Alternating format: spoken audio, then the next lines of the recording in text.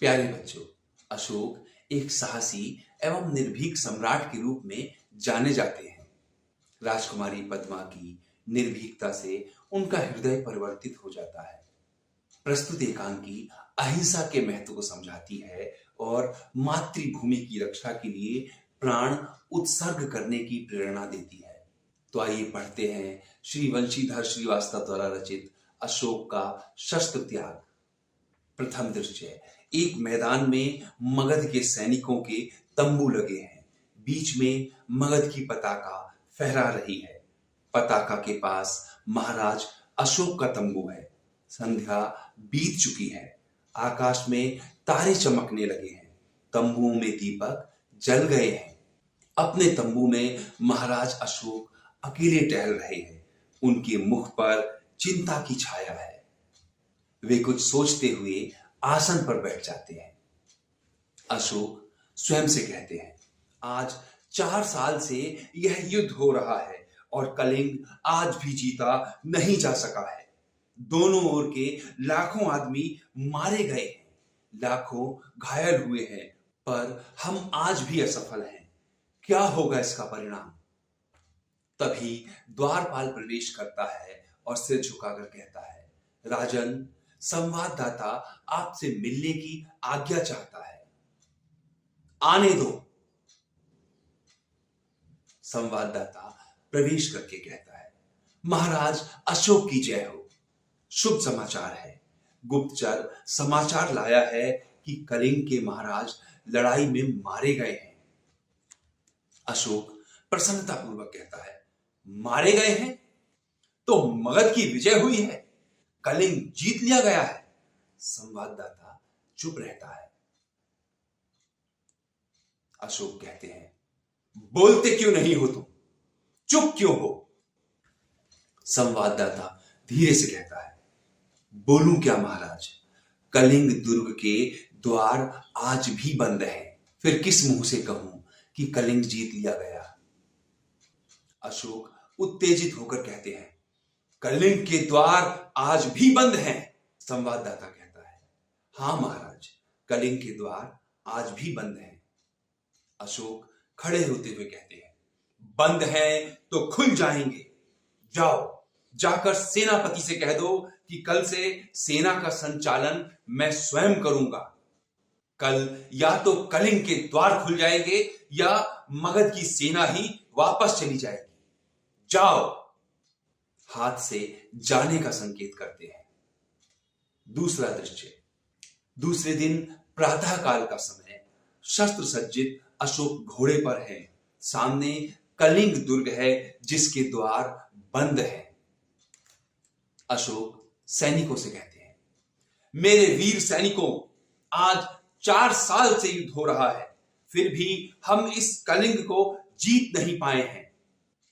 उसके किसी भी दुर्ग पर मगध की पताका नहीं फहरा रही है। कलिंग के महाराज मारे गए हैं। उनके सेनापति पहले ही कैद हो चुके हैं। फिर भी कलिंग आत्मसमर्पण नहीं कर रहा है। आओ, आज हम अपनी मातृभूमि की शपथ लेकर प्रण करें कि या तो हम कलिंग के दुर्ग पर अधिकार कर लेंगे या सदा के लिए मृत्यु की गोद में सो जाएंगे। सभी सैनिक तलवार खींचकर कहते हैं, मगध की जय, महाराज की जय। सहसा दुर्ग का फाटक खुल जाता है। सब आश्चर्य से उधर देखने लगते हैं। उनकी तलवारें खिंची की खिंची रह जाती हैं। शस्त्र सज्जित स्त्रियों की विशाल सेना फाटक के बाहर निकलने लगती है। सेना के आगे पुरुष के वेश में एक वीरांगना है जो सैनिक के वेश में साक्षात चंडी सी दिखाई देती है। यह कलिंग महाराज की पुत्री पद्मा है। स्त्रियों की सेना अशोक की सेना से कुछ दूरी पर रुक जाती है।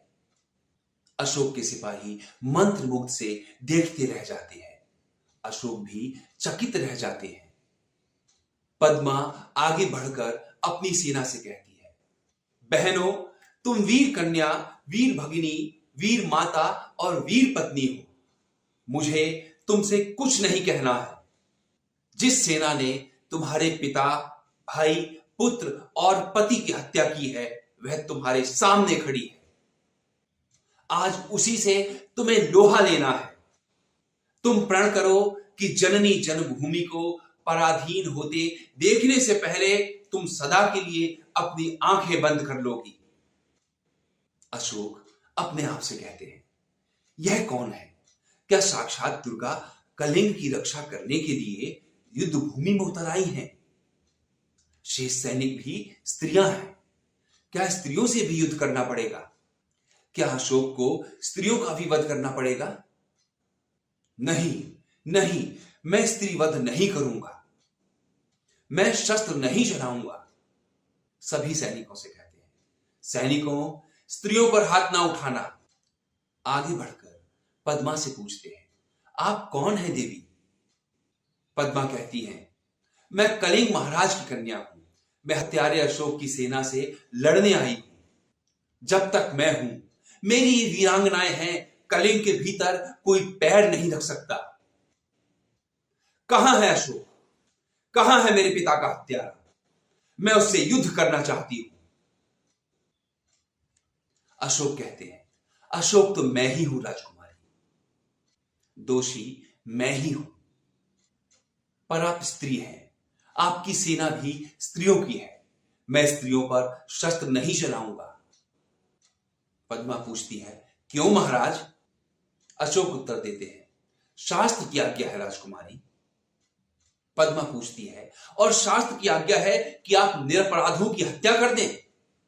शास्त्र की आज्ञा है कि अपनी विजय लालसा पूरी करने के लिए लाखों माताओं की गोद सूनी कर दें, लाखों स्त्रियों की मांग का सिंदूर पोंछ दें। फूंक दीजिए उस शास्त्र को जो यह सिखाता है। मैं आपसे शास्त्र सीखने नहीं आई हूं, शस्त्रों से युद्ध करने आई हूं। अपने सिपाहियों से कहिए कि तलवारें उठाएं। कलिंग की स्त्रियां कुछ नहीं चाहती, केवल युद्ध चाहती हैं। अशोक सिर झुका लेता है।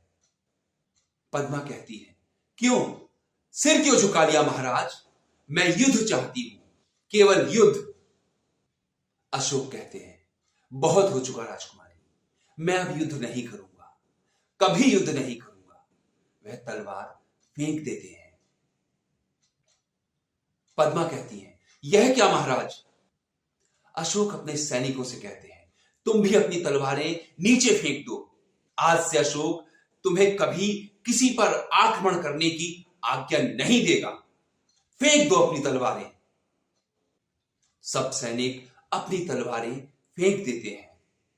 पद्मा आगे बढ़कर कहती है, मैं भुलावे में नहीं आ सकती महाराज, मैं आपसे युद्ध करूंगी, मुझे अपने पिता का बदला लेना है। अशोक सिर झुकाकर कहते हैं, तो लीजिए बदला राजकुमारी।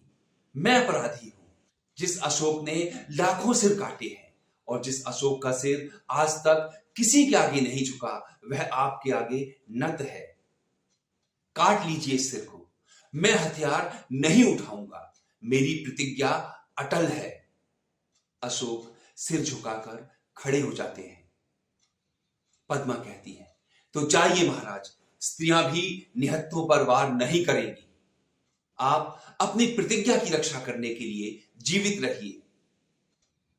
पद्मा स्त्रियों के साथ दुर्ग में चली जाती है। पर्दा गिरता है।